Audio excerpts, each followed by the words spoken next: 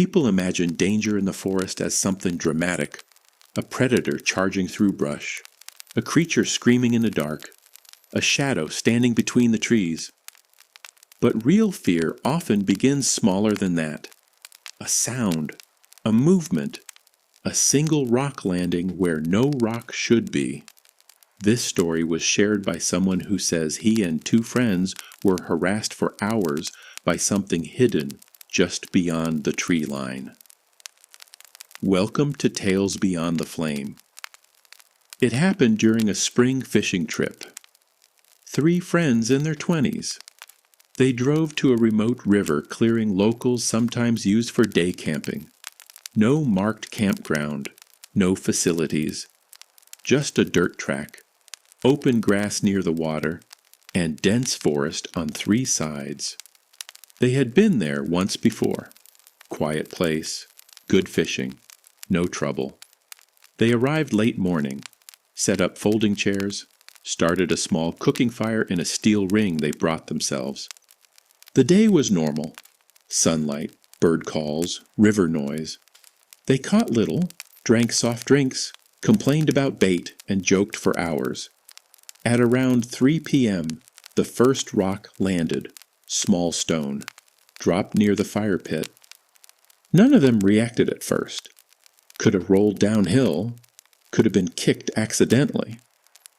Then a second stone landed harder. This one struck a cooler and bounced across the grass. They all looked toward the trees. Nothing there. No hikers, no kids, no one laughing. One friend shouted, "Very funny." No answer. They walked to the edge of the clearing. The forest beyond was thick enough to hide a person easily. But they saw no movement, no path, no parked vehicles, no sign anyone else was around. They returned to camp. 5 minutes later, another stone flew out. Not dropped, thrown. It skipped once across the dirt and struck a chair leg. Now irritation became concern. They assumed someone was messing with them, maybe locals, maybe teenagers. So they called out again. Nothing. No footsteps retreating. No voices. Only birds. One friend wanted to leave immediately. The others thought that was overreacting.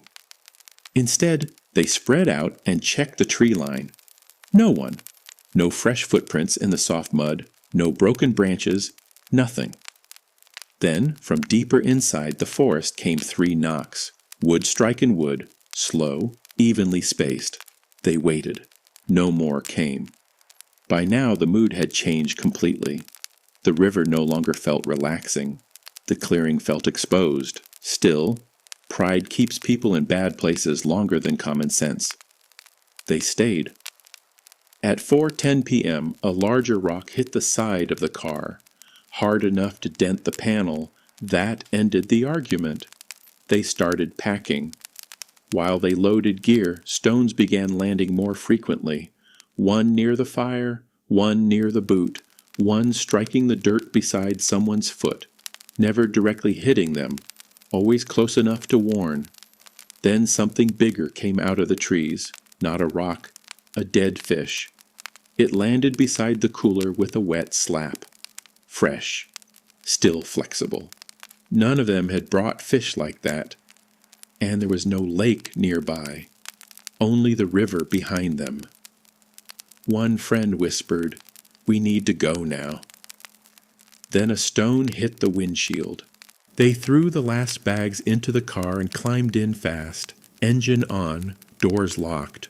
Before they could reverse, another rock struck the roof, then another, heavy enough to make the metal boom.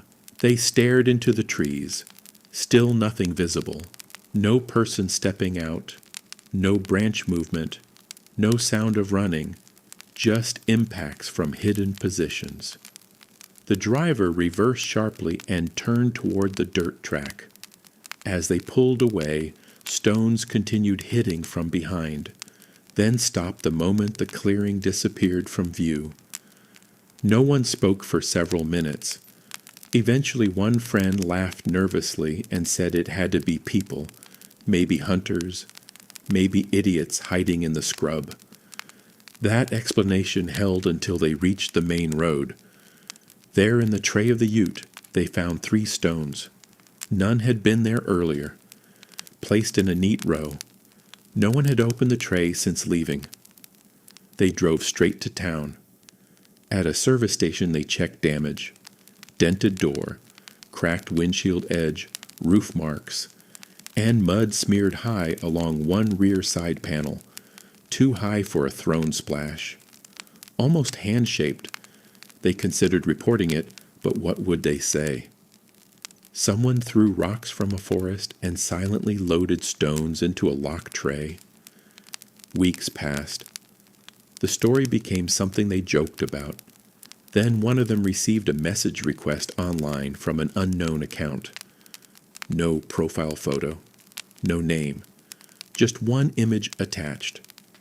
It was a photo of their campsite clearing, taken from inside the trees, time-stamped that same afternoon. They were visible sitting by the fire. The message beneath it said, "You stayed too long." He showed the others immediately. The account was deleted before they could reply. They went to police. There was little to investigate. Disposable account, no traceable identity, no camera metadata beyond a stripped upload. One officer quietly advised them not to return there. A month later, curiosity won again. 2 of them drove back in daylight, not to camp, just to prove it was nothing. They reached the clearing. Everything looked normal. Grass grown back, no sign of conflict, no fish, no stones. Then they noticed dozens of rocks arranged carefully along the tree line, each one facing inward toward the center of camp, like markers or seats. They left immediately. That night, one of them found another message waiting. No image this time, only text. "Next time we aim properly." Neither of them ever went back. Locals later told them an old rumor about that clearing. People who camp there often feel watched. People who stay too late get warned. And people who ignore the warning usually leave with broken windows, or not at all. Some believe it was hostile locals protecting hidden land. Others think it was something territorial, using whatever it could throw. But he says the detail that still bothers him most is simple. During every impact, no birds ever flew from the trees, as if whatever was out there belonged there, and everything else already knew it.